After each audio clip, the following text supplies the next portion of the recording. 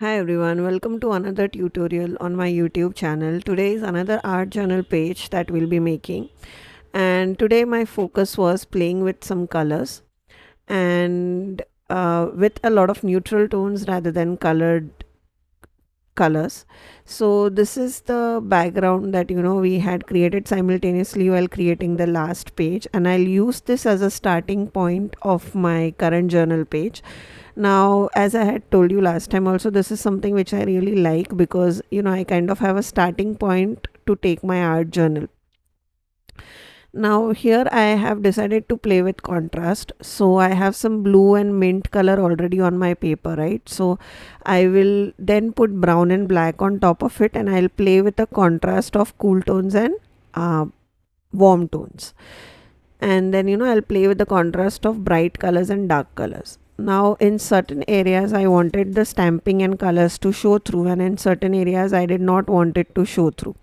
So what I have done is I have kind of used a combination of a clear gesso and a white gesso to prep my art journal page. So wherever there is just clear gesso, it will dry clear, and wherever I have applied some white gesso, it will kind of become opaque or semi opaque depending on how I have applied it. So once that is done, I wanted to use stencils. However, I wanted the details of our stamping that we have done in the background and the colors that we have used in the background to show through. So what that will do is it will kind of add an additional layer without adding bulk, because art journal is all about additional layers. So that is why I'm passing some clear texture paste through the stencil rather than a white or a black or a colored texture paste. So what this will do is once it is dry, it will be completely clear, and we will be able to see those beautiful stamping that we have done, the colors that we have used in the background, because we have even used clear gesso. Now that everything is dry, what I'm doing is I'm kind of wetting my paper by adding some water on top of it, and then I'm using liquid acrylics in two colors, brown. So first I'm applying brown, then I'll be applying black. And do you see how beautifully the texture paste is resisting that liquid acrylics? And it kind of adds depth, and in certain areas I will dry that liquid acrylic on top of the texture paste. So it just adds some different colors and different dimensions, and you can also see that stencil texture now coming through. So since earlier it was clear, you could not see it, but as soon as I added color on top of it, you should now be able to see those beautiful damask and art deco kind of pattern coming through on the top of the paper. And since we have used liquid acrylics, these will dry permanent once you dry them on the page. And since liquid acrylics are transparent in nature to mimic the look of liquid watercolors, you will be able to see the layers of color below it. So I'll be still able to see the mint and the blue color and the stamping that I have done below the color that I am adding right now, since it is not an opaque color. Now I'm just playing around and adding colors till the time I am happy, with the amount of black and black and brown that I have added.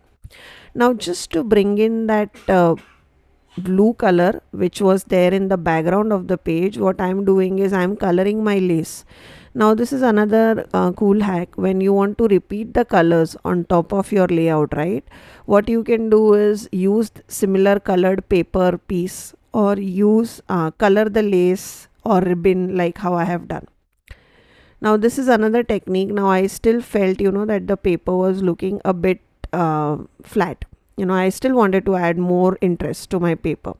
So what I did was I took my pen and I just started scribbling here and there. Again, you can see that I'm not trying to be perfect. I'm just doing what works for me. So I have started with simple rounds, and once I'll gain confidence, I started doing some writing on top of it, and then I'll create some stitched border kind of an effect in certain areas wherever I felt that the page was too white or too flat, and where I wanted to put my focal point, the boy which is the focal point of this art journal page, I've just added a larger circle there just to ground the boy and add some interest.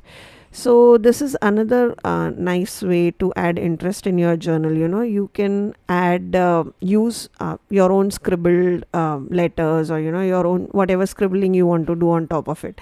Again, since it's art journal, and it kind of mimics that vintage look, and at the end of the day it is just for practice. It doesn't have to be perfect.